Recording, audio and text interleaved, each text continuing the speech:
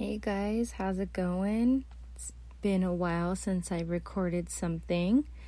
I apologize for not recording because I was trying to get my listens up. I have 20 episodes so far, and I was trying to get more listens on the episodes that I already had created. So this is episode 21, and we are going to talk about trauma. And a lot of people feel like that word is just kind of thrown around. And I do understand why people think that. But trauma can be so different to each and every one of us. Some of us have childhood trauma from parents that were addicts of some kind to trauma from past relationships. And some of us even have so much trauma that we don't even know where to begin.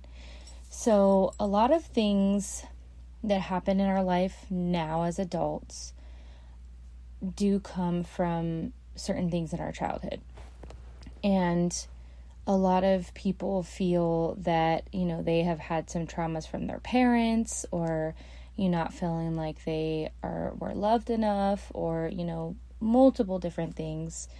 And I feel like people don't understand that some of those unresolved traumas have shown their face in our lives as adults.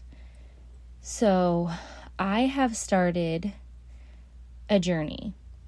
I've started a journey to learn about trauma and how it can affect every aspect of your life.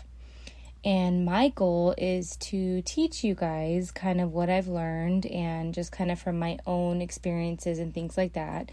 Obviously, I'm not a doctor. I'm not a scientist.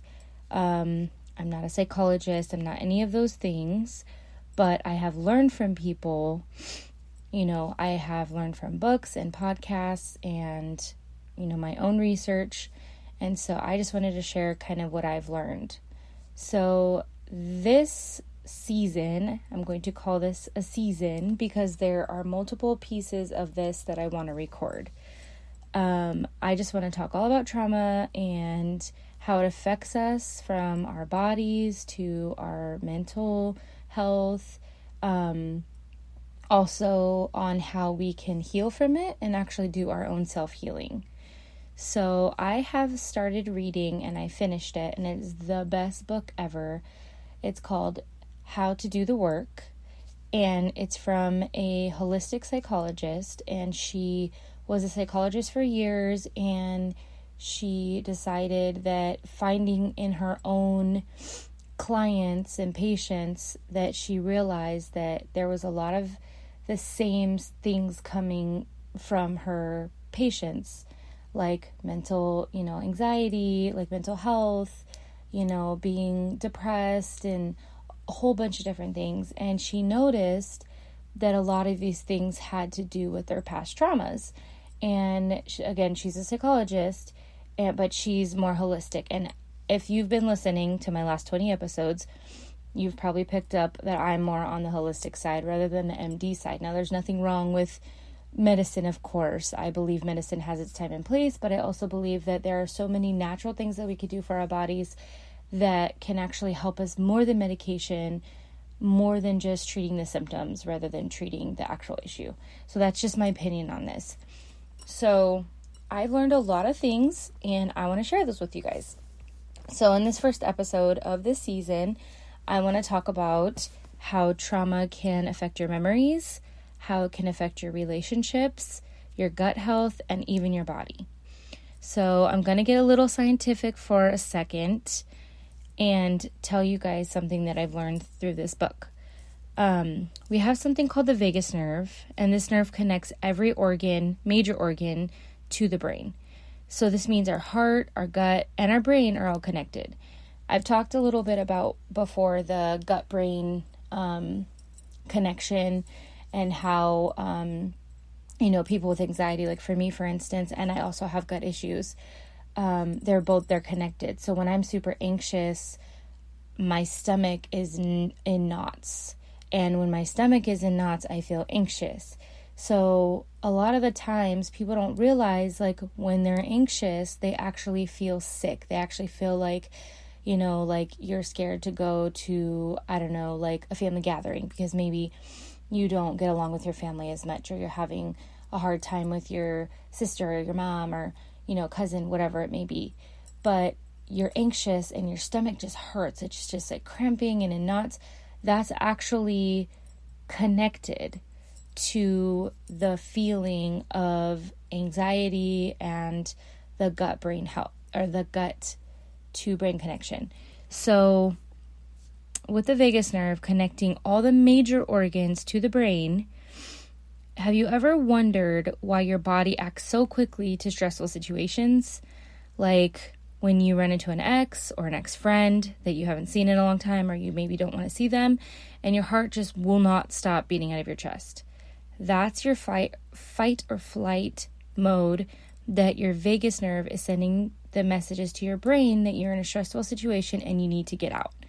So for me, for instance, one of my triggers for anxiety is running late, or, I need to do this in this time. It's always like a time thing for some reason. And when I'm stressed out, I go into fight or flight mode. So typically, and I've talked about this before in a few of my episodes, if I'm running late in the morning and my kids are arguing or fighting, like I immediately get like overwhelmed and frustrated, and I start yelling, and I feel like crap later because I feel bad, because I know it was just my anxiety that made me feel that way.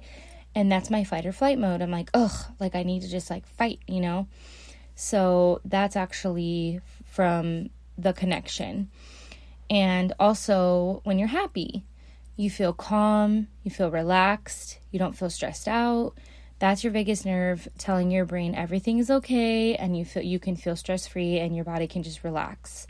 So a lot of this, which I'll talk about in another episode, a lot of this meditation and yoga and those kind of practices, the stillness practices, actually help your body in that way, where your body is just calm and relaxed, and it's the vagus nerve is telling your body or your brain that you're okay and you're relaxed and you're calm, and that's actually scientifically proven to help your brain and all of your nervous system come to a calm feeling. And that's the calm feeling that you get from when you meditate, or if you do yoga, like how you feel afterwards. Like I did yoga this morning, and even though it was flow yoga, so it's a little bit faster, I felt very relaxed afterwards. I felt stretched, I felt relaxed, and like my body was just calm. So I feel like learning about all of this and how it's connected helps me understand not only my anxiety and why I feel the way I feel, but also stressful situations, arguments with my kids. And I'm understanding how to take, also coming back to trauma, I'm understanding that I have unresolved trauma that I am pushing into my parenting, my living, my everyday life, my relationships, things like that. And that's why I get so stressed out.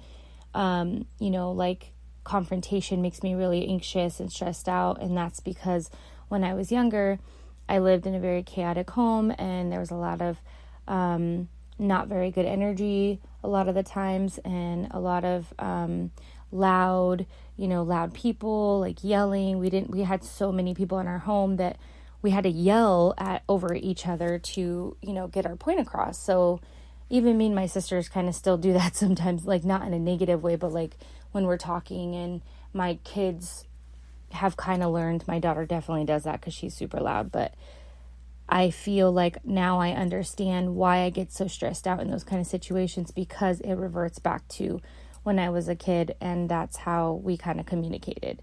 So I'm trying to change that about me as a parent, as a person, just talking to my kids or my husband or things like that. I've mentioned before, I'm a bit of a yeller, but I've been working on that, and I'm working on myself and just understanding things and why I am the way I am, And I figured that I could share this with you guys and, maybe help you understand there are certain things that maybe you don't understand why you get stressed out in certain situations or something like that. And that could be from the unresolved trauma from your childhood or from your relationship, even past relationships. If you've ever been in a controlling, aggressive, domestic violence relationship, anything like that, that definitely can have some PTSD effects on your brain and in turn affect your body and how you react to things and things like that. So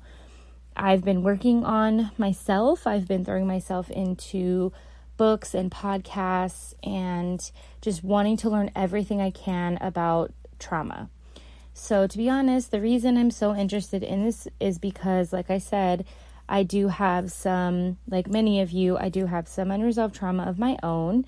And I feel like I'm ready to learn how to heal, and it's been quite a journey, but I feel like it's really helped me understand myself and why I react the way I do, why I, certain things kind of trigger my memory back to, negative situations, things like that. So, I have had so many wins and, some losses too during this journey of learning how to heal and things like that. But I choose to take my positive or my experiences and turn them into something positive and uplifting, which is for me, my purpose of all this is to help you, my listeners, to realize that if you have trauma, any kind of unresolved trauma from your childhood to past relationships to, losing someone close or, having trust issues because of some kind of trauma you've faced in the past, that you can take that and turn that into something positive. You can take that and just realize there was a lesson in that. And, I understand that not everybody's trauma is the same, and there are some that are really, really awful and some that are maybe not as awful, but I believe that you have the choice to take every bad situation, every bad thing that has happened to you, and either look at it as a lesson and a positive, or look at it and say, why is this happening to me?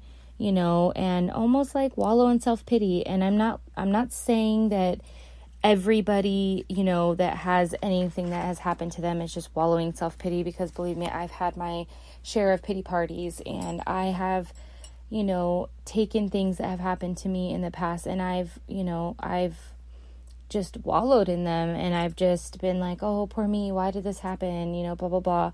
And some people, that's how they can deal with their things. And some people, it just doesn't help at all. You know what that did for me? Absolutely nothing. It did absolutely nothing for me. It kept me down and made me feel helpless. I don't know about you, but I don't ever want to feel that way ever again. And you shouldn't either, because you're not helpless. You're strong. You can get past this. You can overcome any trauma that you've ever experienced, no matter how bad it is. You can overcome it.